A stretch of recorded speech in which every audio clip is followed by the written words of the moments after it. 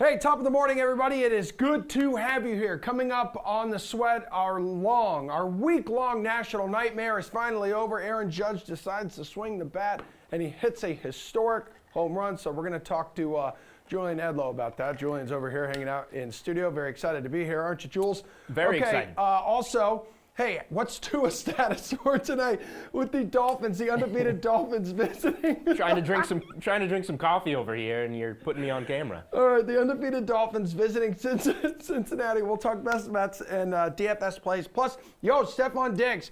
He joined Dan Levitard and Stu Gatz and all those dudes. So he was talking about the Holy Spirit leaving Ken Dorsey's body during his meltdown in Miami last week. Let's just roll the open. Let's start the show.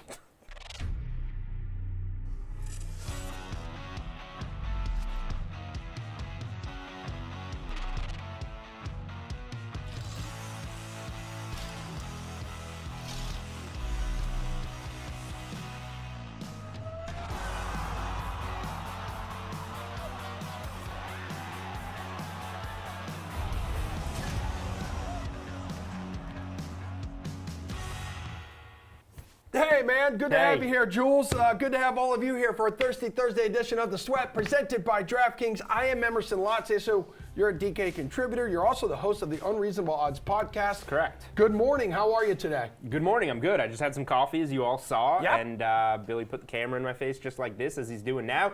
And we're ready to welcome back Hidden Jules. Hidden Jules is back. We are so There's a graphic desperate for this. There it is. We are so desperate. Let's go. Hey, let's start with what went down last night in Toronto. So Aaron Judge hit 61, tying Maris for the single season American League record. How did it look on the DK Sportsbook? Because I'm following them on Twitter, and it's like, my God, the odds are all over the place as the game is moving forward here. Yeah, well, I mean, as we know, I'm a huge baseball guy. It's not like we pay guys like Jared Carrabis and Steve Buchanan to do all the baseball coverage. So the people are here for my take. Look, the home run record is great, but look at the board right here. This is what I care about.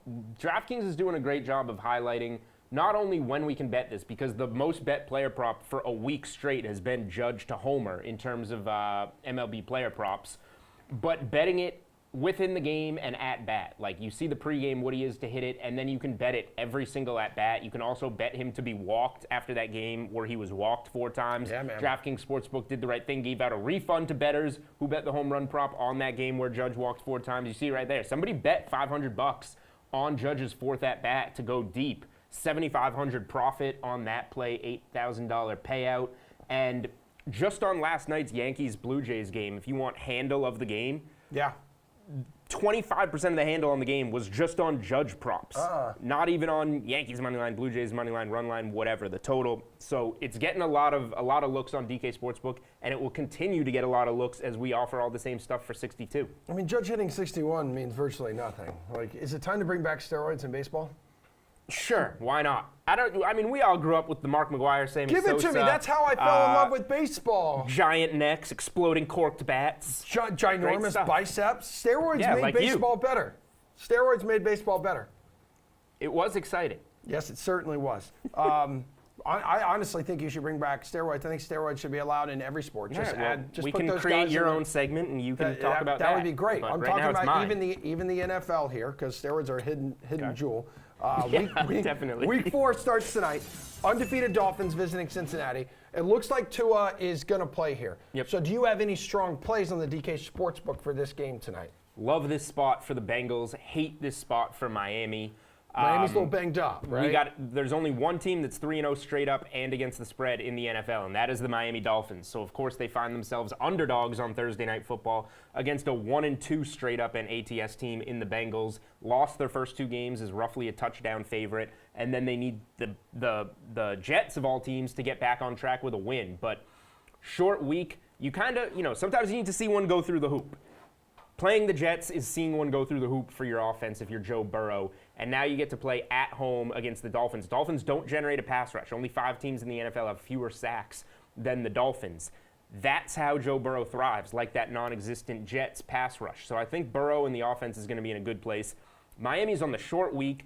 dinged up. Yeah. They're all going to play, Tua, Waddle, whatever, but you're on a short week. You got guys on defense dinged up. The defense was on the field for over 40 minutes in Miami on Sunday against the Bills. They should have lost that Bills game. They had like 40% of the yardage that the Bills had. They like doubled or tripled them in every stat. Right. If you look at the box score, that's a fluke game. The week before, Tua and the offense pull a rabbit out of a hat in the fourth quarter with that comeback. I think Miami's just due for some regression, and the perfect place for it is a short week on the road when you're injured against a team that's very hungry in the Bengals to make up for that 0-2 start. All right, so I've also seen you tweeting a little bit about the unders because, 8-2 now unders are this season in prime time. This would qualify. Yeah, so any trend or stat that'll impact like how people will bet week 4?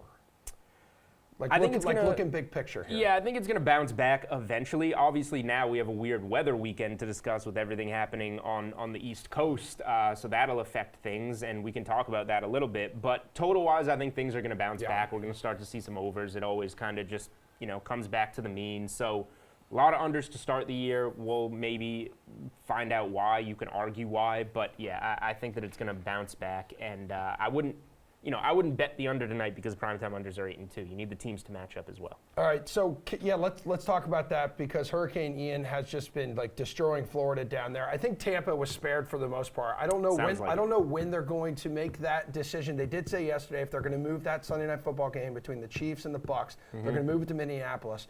Who would that benefit more, which side? And would that change your betting approach for a neutral site game between Patrick Mahomes and Tom Brady? It would, easy answer, but it would benefit the Chiefs because you no longer have to play a road game, you play a neutral game. And in terms of the number, they're we've in seen a dome too there. Yep. Brady plays well in a dome, so does Mahomes. So I think that if anything, maybe we see this go back to 3 if it's out on a neutral field, 3, maybe even 3.5. This is a spot that if Brady's getting weapons back and Mahomes is on the road here in Tampa, I would lean to the Bucs. I think they would be the right side of this one, but I don't think you can bet this game until we get confirmation of where it is. But if it's in Tampa, I think that the Bucs are probably the right side, and part of that incorporates the Chiefs having to go on the road and play in some weather. Do you have a best bet for Week 4 NFL right now? Just real quick. I really think it's the Bengals. I think the Bengals are my strongest spot on Thursday Night Football. Right. And I got it at 3. It went to 4. It's now 3.5 with the news Dolphins guys are going to be in. I wrote up my best bets article. Check it out on Twitter. Read it. I'm either going to put it out as 3.5 Bengals or money line parlay it with a piece you feel real safe about. Maybe the Packers money line gets it down to around even juice. Maybe a big college football favorite that you're really confident in. It does have the look of a breakout performance here for Cincinnati, right? Getting itself back on track and ready for another playoff run. Love the spot. All right, so we've already made it through a third of the way through the college football season, too. We're almost a quarter of the way through NFL, so a third of the way through the college football season. A little taste of how loaded this slate is for Week 5, Jules. Number 9 Oklahoma State and number 16 Baylor, might not even be one of the 5 most intriguing games. So which contest do you feel people should be targeting this weekend? From a betting standpoint, this isn't necessarily my favorite card, but one of the plays in one of the big games that I did put out, I like NC State getting 7 points at Clemson. That's the Saturday night game. Sexy, dude. You'll remember last year, Clemson went to NC State and lost. So this is a revenge spot for Clemson at home. I would be a little fearful of going to NC State on the money line because Clemson's going to be out for revenge here. Also, one of the worst beats of the season last year was the under in that Clemson-NC State game. That one needed, I think, double overtime to get just over the total. So this is another low total. It's set at 42. Obviously, the weather could have some impact here, and they're 2 really good defenses to begin with. You see it at 6.5. I think you can buy it to 7 at minus 120 or so. It's come down a little bit, but I just think NC State is maybe even the better team, and they have what it takes to stick around in this game, even if it's on the road. And if you're telling me that weather's going to impact the game, then points are going to be at a premium, and that just makes me like the dog even more. So I'm excited for that one on Saturday night in the ACC, and I like the underdog. Yeah, Clemson's won 8 consecutive games in that rivalry, but half of those were decided by a single possession. Well, they didn't win last year. NC State did. Yeah, I'm talking about 8 consecutive home games. Oh, though. home. Okay, I didn't hear you say You gotta home. listen to what Or I'm you saying. forgot You to gotta say listen it, to one what. or the No, other. actually, I did not. All right, then I didn't listen. Let's run it back right didn't now. listen. No, Okay. let's not do that. Big time drama surrounding the Celtics. So they have suspended Ime Udoka for the season. How has this changed Boston's futures on the DK Sportsbook? I know you're a big Celtics guy. It hasn't changed them that much if you want to look at the numbers. They've become slightly, they're no longer the favorites overall to win the title. They were, and Is that the Clippers now? They went to plus 600, and the Clippers are now slightly ahead. The division is interesting because to win the Atlantic, they were about minus 130, but that was pre-Kevin Durant returning news, so then they went to about even money. Now I think they've popped up to plus 135, so I think the division odds have been the biggest move in terms of the futures. The win total ticked down too from 55.5 to 53.5. So I think that this team, as Rob Williams gets healthy, maybe you get Gallinari back. Joe Mazzulla gets more comfortable as the head coach, and the players get more comfortable back? with Didn't him. he just tear his ACL? Yeah, I mean it could be a He's not gonna bounce back. 6 to 8 months. He could be back in April, May. I guess it's different from when I did it when I played rugby, a real man sport. Right. Okay. So yeah, with the Celtics, I want to target them. I think the win total goes down because they're just going to have a slow start. So you look at opening night, the 76ers, Celtics opened 5-point favorites, ticks to 4.5. Over the last week, it's moved to 3.5. I think the Sixers should probably win this game. You can take them on the money line or take the points. Philly's going to have Embiid. No Robert Williams. Robert Williams is the guy you need if you're the Celtics, and Robert Williams is probably out till at least Christmas at this point, the way it's looking. A hungry Philly team, a Harden that gave up money to bring in a guy like PJ Tucker. Philly's going to be ready to go out of the gates, and the Celtics are dinged up. They have this cloud hanging over them. They got a 34-year-old head coach that they need to get used to. So I think going with Philly on opening night is just the first of a few different angles we can use to fade the Celtics early. Are you shocked that their odds didn't change more dramatically? No, because it's a players' league, and that's what it shows us, right? The head coach can only do so much. True. Udoka did a great job last year, but it's a players' league. The talent's still there, and these guys have been there now. So, if anything, the East just being so competitive is what holds the Celtics back more than the coaching. I think Robert Williams is worth more points, more wins to the Celtics than Ime Udoka. Yeah, it was more of like, I know Udoka was credited with implementing that like defensive mindset that allowed Boston essentially to get over the hump. So I would think like his absence would have like a reverse impact like on the odds, or I guess a little more than what we saw.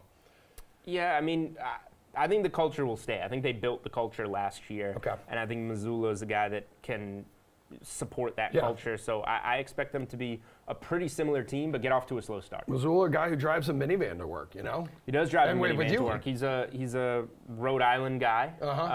Went to high school with some friends that I know well in Bishop Hendricken in Rhode Island. He's local. Yeah, that's great, man. Do you have a minivan? I know because you've got a second roommate on the way here. Yeah, so. I have a lot of roommates. I don't have a minivan though. Okay. Yeah, I have a Jeep, so. Good for you, man. Stand strong. We're all American there. Yeah. All right, so you got something to tease on the podcast this week. I know you're record one with Steve after the show later today. 2 podcasts. We got the Tuesday one out. Great. We talk all about Thursday Night Football there. And we had Johnny Avello on to give a look behind the book. I love that guy. And then today, Johnny's great. And then today, we're just going to cover the whole NFL board, give some best bets, some player props. Usually Steve just closes his eyes and picks a college football game, and it hit last week, so yeah. I feel like, is there some kind of weird tension between you and Steve right now? Well, you asked me before the show if Steve and I were in a fight. I said, yeah, we've been in a fight for 7 years, and we really have. Put up your views. Is Steve coming on? I don't even have an earpiece. I can't No, he's not. Okay. They're just doing that. We don't need to waste everyone's time. But yeah, we'll give out a bunch of best bets. We'll talk hurricane totals, because there's games in college football that have been gone down 14 points, and you can still get the over. Now it's going to be like 7 miles an hour wind, 25% chance of rain. And we all know how much Steve Buchanan loves talking about the weather. Well, Steve doesn't even know college football, so he can't even participate. But I will give some out. Yeah, I've seen. Did you see the Ken Dorsey meltdown last week, like in Miami? I did. That's me after I finish a podcast with Steve. Yeah, exactly. You know what? Bills wide receiver Stephon Diggs, he actually stopped by the Dan Lebitard show with Stu Gotts this week to talk about that loss with the Dolphins, and also like where he sits on the meltdown by Ken Dorsey. It felt deeply cruel and unpleasant to have him continue to run routes on 73 dropbacks when the South Florida sun makes it 120 degrees. Stephon Diggs has lived. He is here. The torso, part of him is here. I don't know about the rest of him. Have you ever been as tired at the end of a football game as the one you just played? And thank you for joining us, sir. Thanks for having me. First off, I appreciate you guys. And hell no, I have never been that tired in my life. I had full body cramp after the game, full body cramp. I've never experienced that as well. I probably laid on that table and I was like, yeah, this is it for me. So I'm here though. Here I am. Thanks for having me. Oh, no, but you're a badass. Yeah. I was watching what you were doing, and I'm like, does anybody know how hard this is? This man has to. This is not. No, I'm not kidding. That full body cramps. Take us through what that is, because I believe that your team played in inhumane conditions on Sunday. Yeah. I think it's set up that way because if you ever notice on the Miami field, the Miami side is under the shade. Majority of the Miami side is under the shade, and our side is in the sun that turns those grapes into raisins. And it was real fun out there. I mean, full body cramp is when your hamstrings, your quads, your arms, your stomach, all that good stuff cramps up. So it's just part of the game. Wait a minute. It is not just part of the game. No, wait a minute. You just described. You've never experienced that before. Stephon, you just said, is this it for me? You have never felt at the end of the game. This is it. I am dying. I was a little concerned. I had this photo I had the trainers take. They had an IV in both my arms, and I've never had an IV in both my arms at one time. I told you I was a little concerned. I was like, yeah, this is it for me. If this is it, we're going to go out on top. Okay, so I couldn't believe the amount. Oh, you didn't, though. That's right. You didn't. Ouch. Because he short-armed that pass. He had only 61 bullets in the arm, and he needed to have the 62nd one. Yeah, it happened.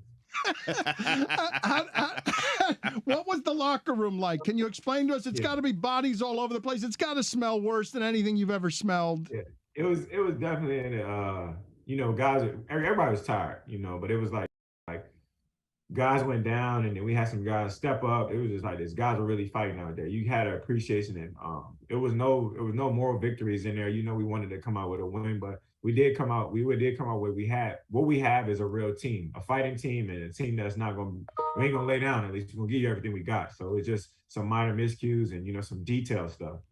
You have to draft tomorrow to win on Sunday, and the South Florida Sun is on the draft board. You can have all the players, or you can have the Sun that you played in on the Sun. Just the Sun. You would take the Sun over Josh Allen, yes. I'm putting that Sun against anybody but Josh. Josh is a little ugly. Goodell hugging the Sun. Stephon, have you watched the video of your offensive coordinator, of Kenny Dorsey's reaction to Josh Allen not being able to throw it 5 more yards? No, I was like this. When I watched the video, I was like this. Damn, I personally love the video just because, as a player, you gotta love it from your OC, the guy that calls the plays, and the guy that puts a lot into this football thing to care. Some guys pack their papers up in the folder and say, all right, well, get them next time. That type of energy and that type of love and support, that's what you want. I love the video. I don't know. If you didn't love the video, you're probably not a football fan, so it's something that I like. But if we're speaking honestly, right, you guys fight that way at the end of the game, and Josh makes a great play to get out of a sack. He should have been sacked. He's really strong, and then you don't get out of bounds. That's what Dorsey's frustration was about. The time ran out on you guys, and you did not get the field goal. So who made the mistake? Is there a mistake, or is it just we lose? No, I think it's we lose because Lil Dirty was trying to get out of bounds. And when he realized he couldn't get out of bounds, he tried to cut it up. And then, I think when he was walking back to spot the ball, 15 tried to bump him. And I tried to bump 15 because he was trying to bump Lil Dirty to knock some time out. So it's no one man's fault. It was just a minor detail. Isaiah McKenzie's dirty. He is a little bit. Yeah, Lil Dirty tried. My bad for the code name. That's Lil Dirty. But Isaiah McKenzie tried, man. He was trying to get out of bounds, bro. He was trying to be smart.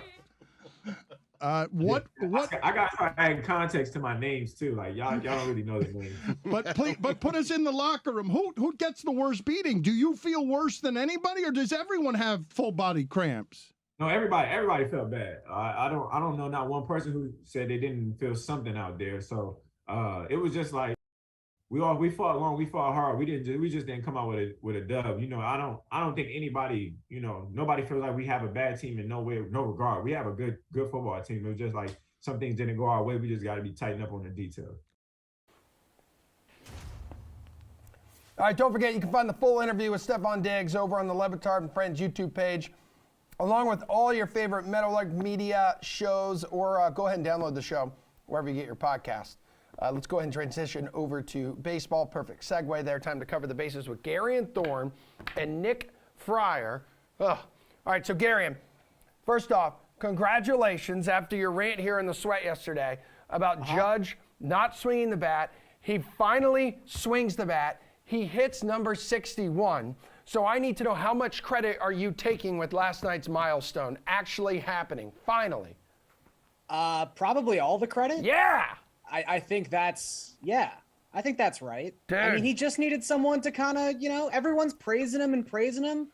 Got to light a fire under his ass, and I feel like that's what I did. I will also say, as someone who has sat front row in front of the visitor bullpen, the home bullpen at Rogers Center, that's like a 20-foot drop.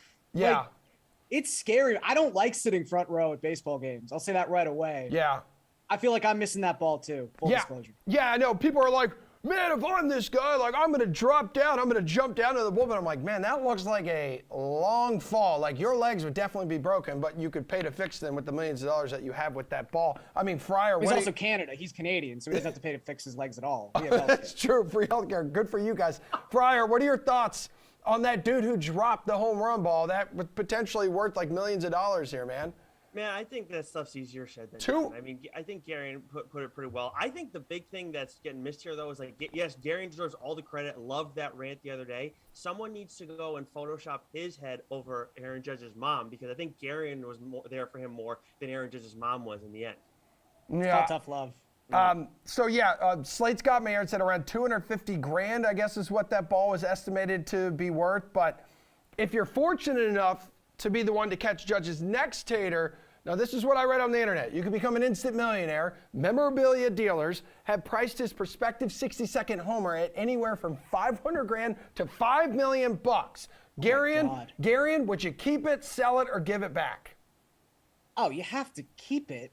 I just said I'd keep it then sell it, right? Okay. Like, yeah. I just said I live in Toronto. Like, $5 million might not even buy me a house. So maybe like a down payment though. So I'm going to need that money. Also, talking about that guy, I just don't want to like overlook the fact his name is Frankie Lasagna. I love it. And he's a restaurant owner too. It doesn't get any better than that. Your last name Lasagna. But I feel like he's at least going to be able to sell some shirts or something. So he'll be fine for he'll have his 15 minutes of fame. You'll see a Frankie Lasagna shirt. It'll be okay. But yeah, no, anyone who gives that ball back to Judge for free, I'm sorry, you're a moron. I'm just saying, you can't get some money out of him. You can't hold on to it for too long. Like, for example, Mark McGwire's 70th home run ball, that sold for $3 million in 1998, valued recently in 2020 at just 250 grand. So, Fryer, I'm assuming you're going to also keep it and then sell it immediately? Yeah, I mean, I try and sell it immediately, but I try and see if Judge wants to buy it off me first. I try and be a gentleman about it and say, hey, you want to give me a decent amount of money? You're going to get a big payday soon. Let's see if you can give me some right now. Oh, yeah, you should try to buy a percentage of his next contract. I will give you this ball for like 1.5% of your next contract. Business. I love this. I love how this is happening right now, because, Fryer, I'm glad you didn't say, oh, yeah, I would just take like 2 bats here and maybe like a ticket to like the game against the Orioles. Me for? What is this? I know you're upset with me because I didn't come on the slate with you last night, but you really need to get over it. No. You're a fraud. Tonight, Yankees are off. Yankees are off until tomorrow. 4 games on this main/late slate. Starts around 9:30. So let's go. Let's cover the bases. First one, favorite DFS pitcher, Gare Bear?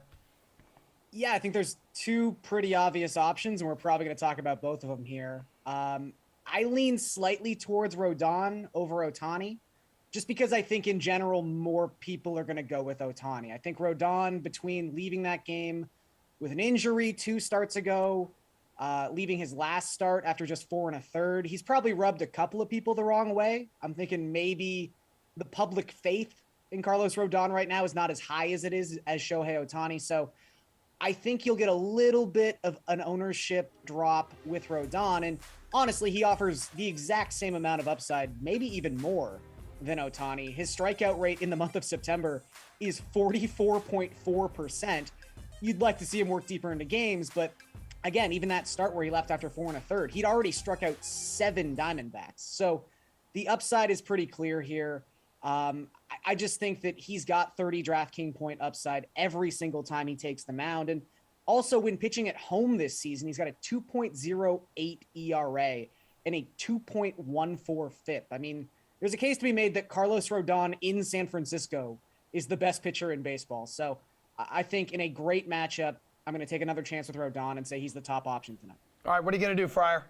Yeah, so I'm going to go with the other top price guy here, Shohei Ohtani, 10.5K, going against the A's. And Gary makes a ton of great points, and Rodon has dominated the Rockies previously, too, even in Colorado. But the Rockies do prefer left-handed pitchers, so that's what's giving me the slight nudge here with Ohtani. And then, again, the A's, not great against right-handed pitching this month, 26.3% K rate. They're hitting a ton of ground balls, not making a lot of hard contact, too.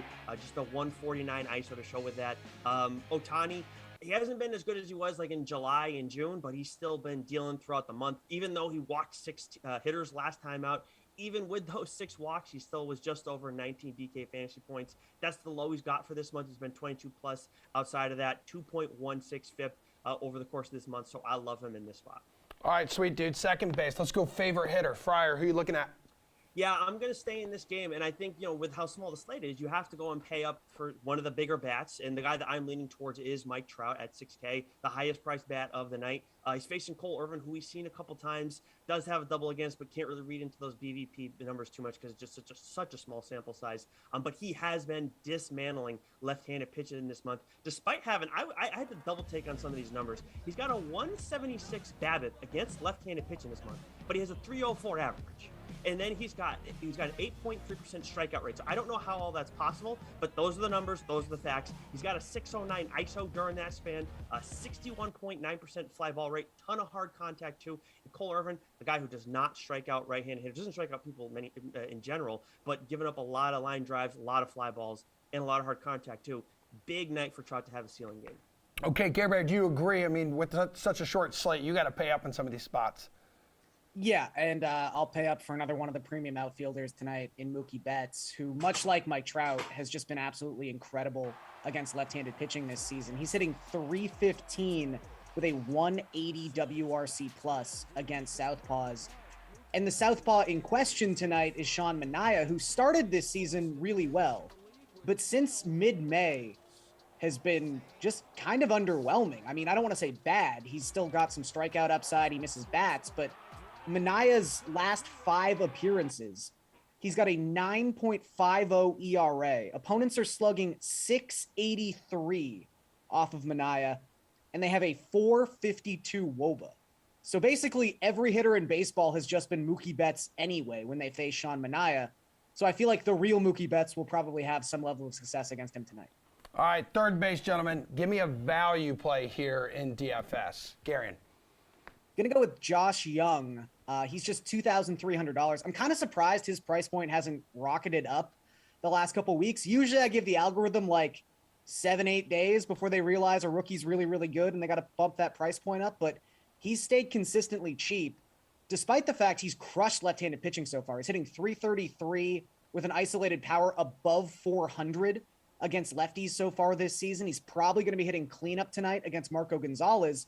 And the reason this is such a fantastic spot for Young is his big issue is strikeouts. He's got a 40% strikeout rate so far in his major league career. Marco Gonzalez doesn't strike out anyone. Of the 128 pitchers who have thrown at least 100 innings this season, Marco Gonzalez is the lowest strikeout rate at just 12.9%. So I don't think he can actually get a ball past Josh Young. And if his success against lefties have been any indication so far this season, when he actually makes contact, it's going a really long way. All right, Fryer, how weird are you going to get here for your value play? Not much weirder. I'm going to be staying in that same lineup, too. I think the Rangers are a nice little value stack there with Young, and I think Leotis Tavares is another guy that you can go with as well, 2.1K. He obviously doesn't – I don't think he has the same upside as Young does in this spot, but I think this is a guy who's, at the bottom of the order, a guy people are going to overlook, but we do see him go off here and there. He's going up against a pitcher, like Garion said, who does not strike out right-handed hitters. 14.9% strikeout rate against right-handed hitters this month. A ton of fly balls, too, 53.1% fly ball rate. And he's somehow managed to navigate them with just a 140 BABIP. So he's due. He's been getting really lucky of late. So two guys that you can save with a ton. And then like an Adolis Garcia is another guy who you could throw in there, too, a little bit more expensive, I think at 4.3K. But the Rangers are definitely a lineup that you want to stack tonight. All right, Fryer, we're heading home. Give me your favorite team to bet on tonight. So like money line, run line, total, that kind of stuff. Yeah, I mean, the Angels is the one that jumps out far and away because, I mean, you just look at Ohtani versus Irvin. I just like that matchup too much for the Angel side, and obviously there's no value on the money line there. I talked about the A's and how they've been so bad against right-handed pitching this month. You look at the Angels versus left-handed pitching, it's the exact opposite. 235 ISO, and just a respectable 265 BABIP too, so they're not getting overly lucky. A lot of fly balls, a lot of hard contact against left-handed pitching. And then also, of the 15 times the Angels have won with Ohtani on the mound this season, 13 have been multi-run wins, and then pretty much the inverse can be said or the same can be said of Irvin, but with losses. 17 losses when he's taken the mound for the A's this year. 14 of those games have been multi-run losses. All right, Care Bear. Yeah, I'm going to go with the Rays, who actually aren't on the main slate, but they do play a night game, and I like them on the money line tonight. They're minus 115, so they're slight road favorites in Cleveland. The thing about the Guardians, I mean, they're 18-4 in their last 22 games. That's fantastic. But they're still only 2-7 in their last 9 home games against teams with a winning record. I mean, that 18-4 mark says a lot more about the American League Central than it does about the Cleveland Guardians. And I think the Rays are just a better team. They also have a lefty going to the mound tonight in Jeffrey Springs, who since the beginning of August, he's thrown 53 innings. He's got an ERA and a FIP below 2.5. Cleveland cannot hit lefties. They have the lowest WRC plus in the American League within the split at 85. They also have the lowest isolated power against southpaws for the season of every team in baseball at just 105. So I don't think they're going to be able to score some runs tonight. I think the Rays can scratch a few across against Cal Quantrill, and they'll win this game as slight favorites. All right, dudes, that's all the time we have to talk baseball. Thanks again for all your efforts last night, Garion. We truly do appreciate it. The waiting game is finally over. All right, coming up, guys, the Dolphins have said Tua is going to be questionable tonight in Cincinnati due to his back and ankle injuries. He is expected to play. Where does he land, though, in showdown lineups with Jeff and Pierce? How does his health impact maybe some of the bets they're chasing on the DK Sportsbook? We'll talk about it right after this break. Baseball is dead? Nah. We've got pitchers hitting grand slams, a team playing a 4-man outfield, and the best crop of major league talent maybe ever. Baseball is alive and well, and it's about to get even better. Bet just $5 to get 100 in free bets instantly. Download the DraftKings Sportsbook app, sign up with the promo code, bet $5 to get 100 instantly, and get in on the action. Everyone loves an underdog story. You know why? Because it fills you with hope, makes you believe, right? Hold on now. Did you say any team? So now I can bet the overdog for underdog odds? Team Overdog, where you at? Let me hear you. Download the DraftKings Sportsbook app. Bet just $5 to win $200 if your team wins. Action's so good, why bet NFL anywhere else?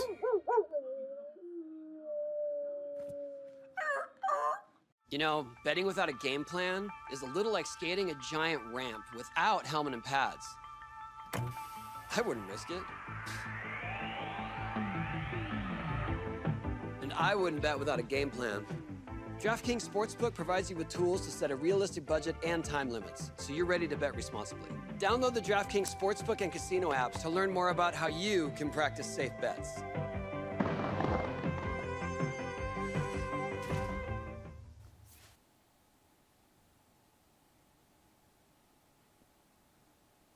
Let's go. Week 4 around the NFL kicking off tonight in Cincinnati. Here they have some pretty good chili there. So Tua listed as questionable here with back and ankle issues, expected to play. Waddle, he's going to be good to go. And we got to build some DFS lineups. We got a showdown contest, another Millie Maker available on DraftKings. We got Jeff Ulrich, we got Pierce Dietrich here to help everybody out with this. So Jeff, we talked a little bit about it last night on a Wednesday edition of the Slate. I believe at the time we were thinking, at least you were too, little Jamar Chase in the captain spot. Are you going to stick to that? Yeah, why not? I mean, geez, maybe I should get my microphone. Bring it on over, baby. Look, yes, why not? I mean, one thing we know about Miami so far, they're really not good at limiting yards. I mean, you look at yards per attempt, passer rating against yards per play. I mean, all these metrics, they have them ranked around Washington, Arizona, Detroit. I mean, they're down there in the bottom 10 of the league.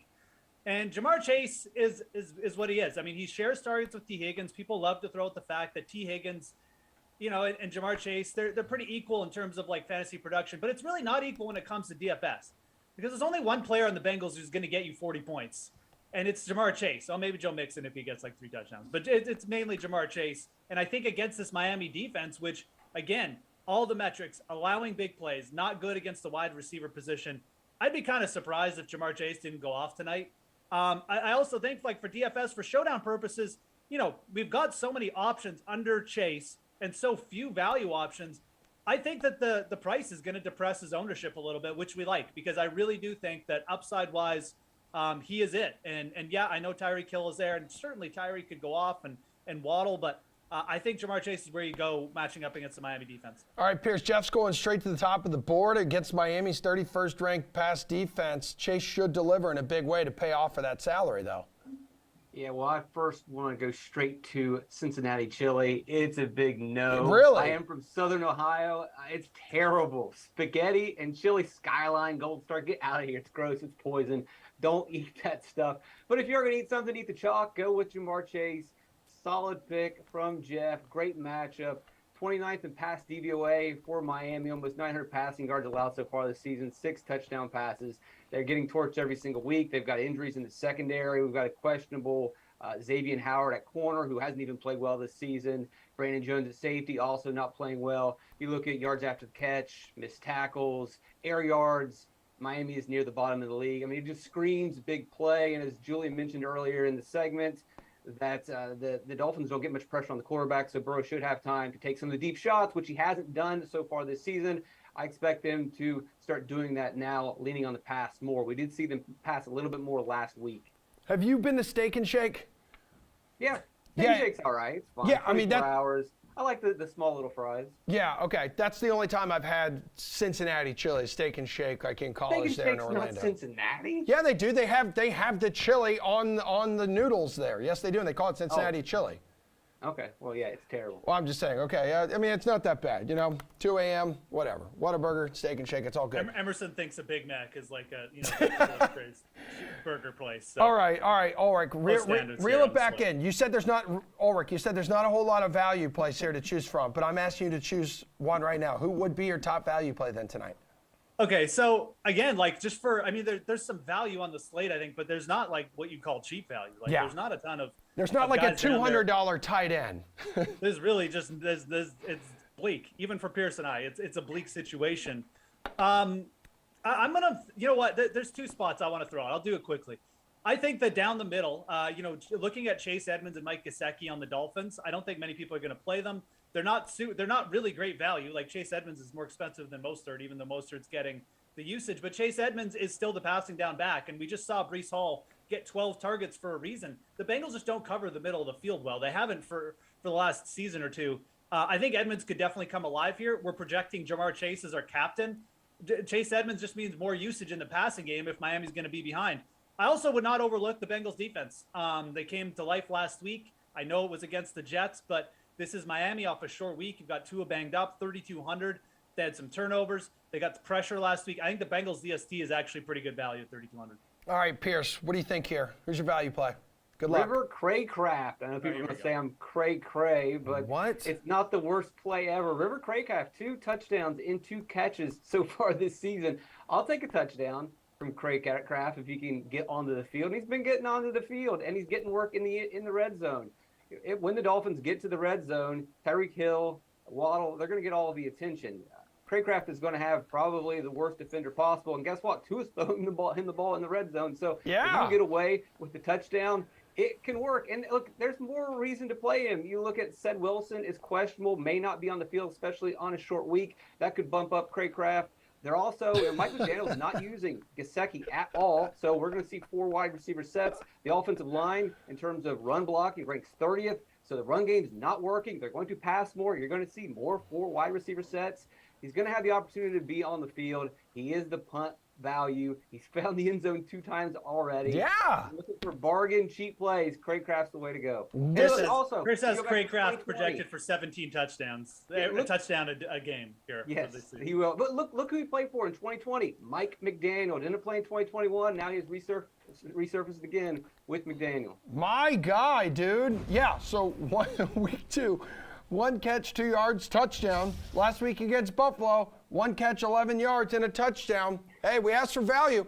It can happen. Pierce, this may be the first time I agree with one of your really cheap value plays. Apocalypse. All right, yeah, right, for real. All right, let's go to the DK Sportsbook here, guys. Let's dive into the spread, which currently, right now, Bengals 3.5-point favors at home.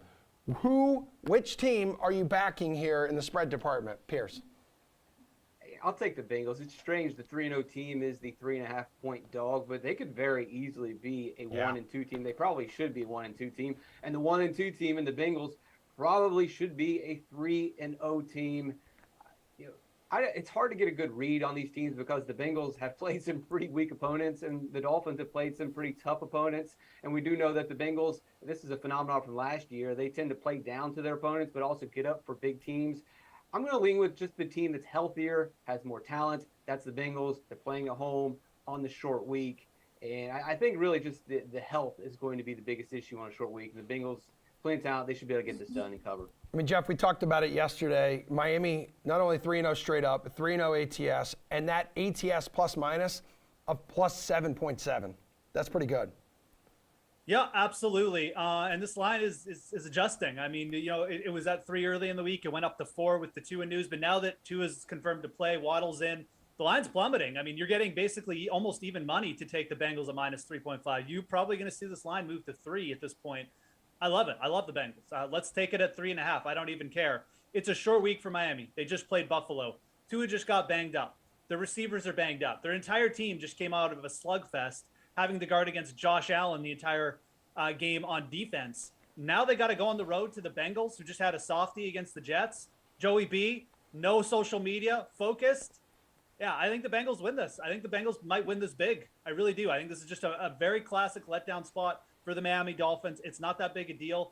They're definitely overvalued as well. I know that it seems weird that they're 3-0, but at 3 points, we're basically saying these teams are equal because the Bengals are at home. So I think that the Bengals being rested actually a little bit undervalued at 3 points. And I think that's where we should be going. It's the team who, got it together a little bit on defense last week. O-line can really have nowhere to go but up. And Joe Burrow, after a couple, shaky starts, I can't see him playing worse. So, that early season appendectomy in the preseason probably just hampering him. I've said it a couple times. I like the Bengals a lot tonight. Jeff, what about total-wise? You like the game total? You like a team total here? Because, let's see, we mentioned it with Jules earlier in the show. The under has cashed in 8 of 10 games under the lights, primetime games this season, and this game appears to be primed to go under on Prime Video. I mean, the line, again, like the total line has moved. It was 47, and at 47, I would have taken not the Bengals, just the over on the entire line.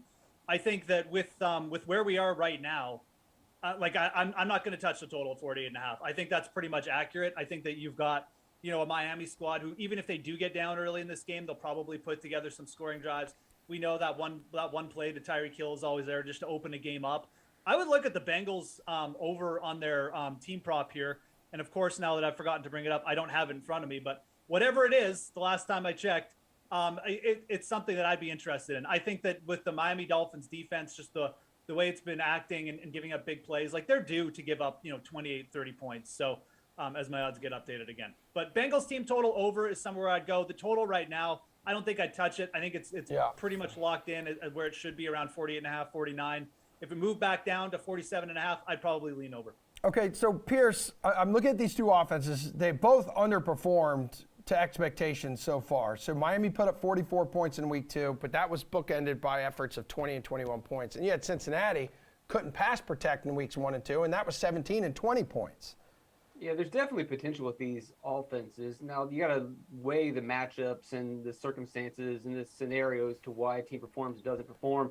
But if we just look at the talent on the field, they're both capable of scoring points. And I'm not really worried about the defenses. I like the over at 47, but this thing is sailed up pretty quickly. It probably will continue to go up. I expect these teams to, not be slowed down by the defenses. Cincinnati has played well in terms of pass defense, but you look at, they're one of the best top-rated pass defenses, holding QB ratings to below 80, but they've done that against Mitch Trubisky, Cooper Rush, Joe Flacco. Tua is going to be the toughest quarterback, even if it's half of Tua, is going to be the toughest opponent they faced all season with solid receivers. I think that Miami will be able to move the ball. I think Cincinnati is obviously going to be able to move the ball against the banged-up Dolphins defense that allowed 500 yards last week. They should have lost that game probably by 3 touchdowns. So I think the points are going to come. If I lean one way, it's for the over. All right, dudes. That's all the time we have for now. We got one final break to go, one final block to go. Chinmay and AJ are here to talk about this week's slate around the EPL. It has been a brutal season in the race for Das Sweaty Boot. Will the guys deliver this week? Their picks are coming up right after this break. You want to be a showstopper? You want to be awesome? Then you'll want to have a game plan. Whether you're a champion or a bettor, you gotta be responsible. Have a realistic budget and bet within your means. Set a time limit, then stick to it. And use the DraftKings Sportsbook and Casino apps. They offer all these tools and more so you can practice safe bets. Can I get a mic to drop?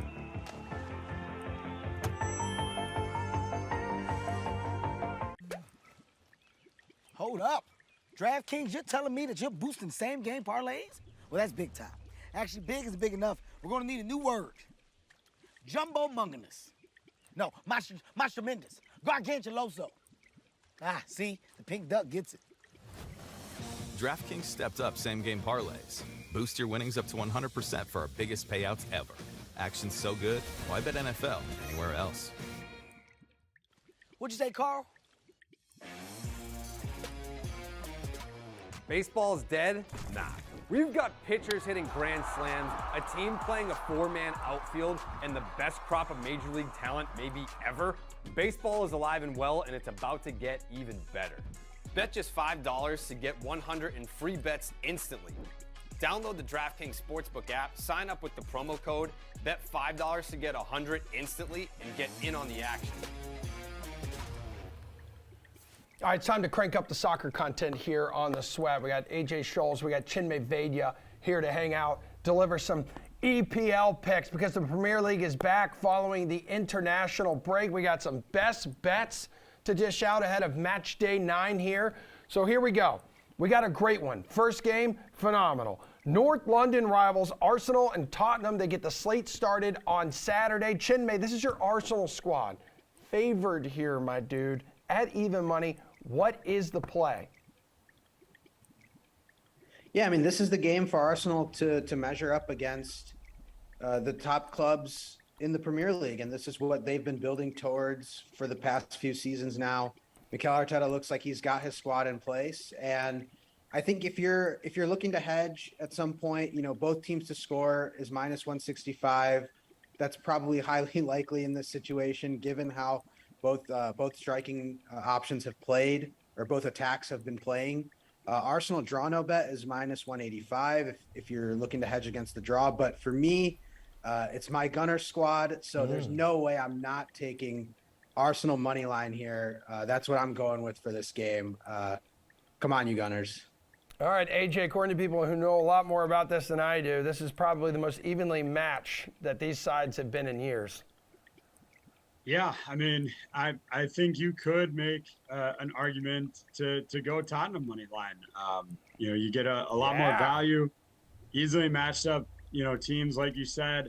Actually, of the 3 money line options, I probably like draw the most. To be perfectly honest with you, just for how close these teams are. But what I'm gonna do is Chime mentioned the offense, but these teams have allowed just 14 combined goals to start the season.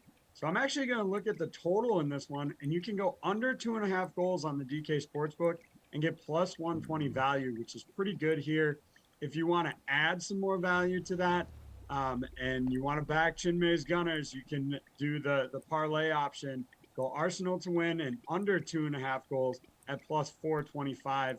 I do think we should point out the Gunners have won all 3 matches at home this season and could likely do so here again. But if we were playing this game in, at home for Spurs, I think I would probably take Spurs in this one. But ultimately, I think you go with the Gunners at home. AJ, let's not sleep on the Manchester Derby, though, here, dude, this weekend. So we got Man City, Man United on Sunday. Both of these teams have had solid starts to the year, but Erling Haaland's club, a heavy favorite, minus 295. How are you betting this one? One note here, by the time they take the field on Sunday, Manchester United will have gone a month without a Premier League match. Yeah, it's insane to see how long they've been off. And then they're going to do this crammed in 6-week thing. And then they'll be off for another month and a half, whatever it works out to be for the World Cup. So it's going to be a weird season for them. Look, I honestly still considered taking Haaland to score, even though it's coming in at minus 225.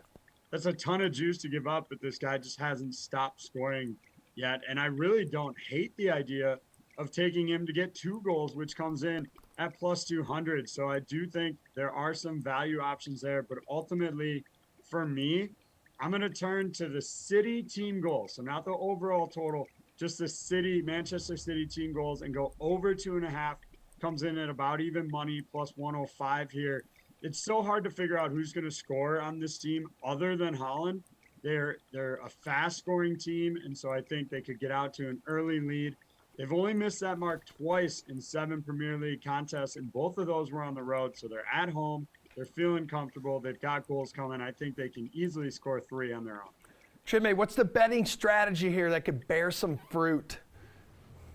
Yeah, it wouldn't be a weird season at Manchester United without some drama in the schedule here. So United tends to get up for this game, and the past couple games, City has had the upper hand, but United tends to get up for this. So I do like both teams to score here again, minus 135. I think if you're going to go on the money line, I think City is the play, even at the high price point that it is. I think that's a potential parlay ad. Like if you want to throw a parlay in, Manchester City minus 285 is probably a good way to get that parlay number down. But other than that, I don't really see a whole lot here, because this game is highly unpredictable. It's probably even more unpredictable than the North London Derby. So I'm trying to stay away from this one as much as possible. All right, Chinmay, then give me another match that catches your eye that you are not staying away from. I really like Everton draw no bet against Southampton. Everton has been drawing basically every Premier League match. They did get the W last time out against West Ham, and Saints have really fallen off since the beginning of the season. So I really do like Everton draw no bet. That's coming in at plus 140 right now. And then also Nottingham Forest on the money line against Leicester. We know what Leicester's been dealing with this season. Notts Forest is plus 320 on the money line there. So that's a potential high upside play if you really want one against a Leicester team that seems to just be lost this season. Little bottom of the league Leicester team. All right, AJ, what about you? Well, first off, that's Chimay's best take the entire season so far. Everton draw no bet. Phenomenal call there, buddy. I am actually going to look at this bottom of the table matchup, Leicester versus Nottingham Forest, and Chimay hit the nail on the head here. Plus 330 or 320 now for Nottingham on the money line. I actually really like this one. If you're not willing to take all of that risk, you can go double chance on Forest for plus 105. That's a lot less value, of course, but the Foxes have really struggled this season. So I'm maybe hedging a little against Nottingham Forest because they haven't really done well on the road either. Their goal differential on the road is -8 right now. So if it was a home match for Forest, I'd be all over this. Little more hesitant, which is why I go the double chance here. Tie or Forest at plus 105. All right, dudes. favorite play in our DFS contest. So we'll head over to that side here on DraftKings right now. Who is it going to be this weekend, AJ? Well, I really like Dominic Calvert-Lewin at the discounted price of 5,400. That's going to be on the low end for your forward options. Now, of course, there's still a chance he doesn't start. He hasn't played yet this season, so drafted percentage should be really low here. But as Chinmay mentioned, Everton look really good heading into this matchup. They've revamped their midfield this season, and they'll have much better deliveries into Calvert-Lewin, which will help his goal total. But if he doesn't start, I think you just stick with the Everton attacker, and it'll be Neil Maupay, who comes in at 5,700, just a little bit more expensive. And then by spending down at either one of these Everton forwards, whichever one starts, you can go for top dollar guys like Salah, like James Ward-Prowse, like Raheem Sterling. But you need to save money somewhere, and I like whoever the Everton striker is in that spot. Okay, AJ, over-delivering there. Chinmay, please do the same for us in DFS. Yeah, a lot of good options that AJ mentioned. I like to go on the defense side. I'm going to go with Kieran Trippier for Newcastle. His only bad match really this year was against Liverpool, and from a DFS standpoint, he's coming in at about 6,500, so saving a little bit of money there.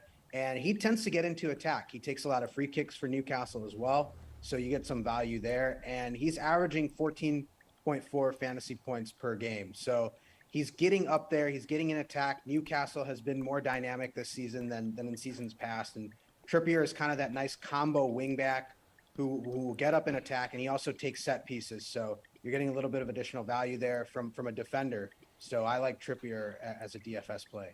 All right, it's time to stop messing around here. This is the moment of truth, gentlemen. This is your best bet that is going to count towards our season-long standings for the Sweaty Boot and determine who will be the winner of said Sweaty Boot. Before the EPL break, by the way, you both hit on your Sweaty Boot bets.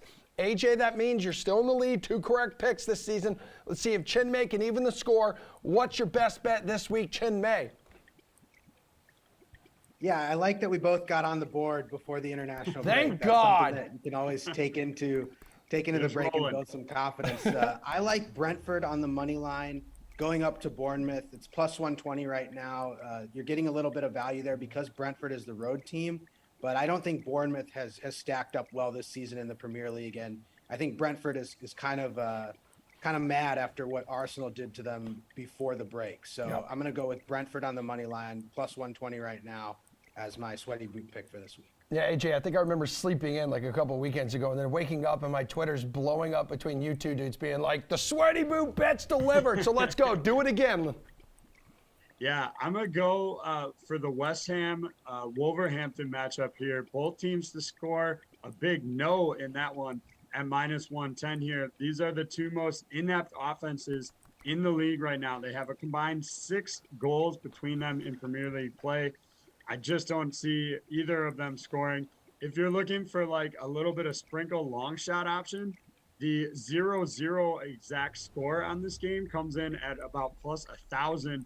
I'll probably take a little bit of share of that. But for my Sweaty Boot, we'll go the no on both teams to score in that matchup. Hell yeah, boys. Good to have you back talking EPL. We'll see y'all next week. So coming up here, 5 o'clock today, there is a Thursday edition of The Slate, so they'll talk much more about Thursday Night Football bets and DFS. Again, don't forget the Millie Maker on DraftKings, so build that showdown lineup right now. I'll see everyone back here in studio live tomorrow morning, 11 o'clock Eastern time for a Friday edition of The Sweat.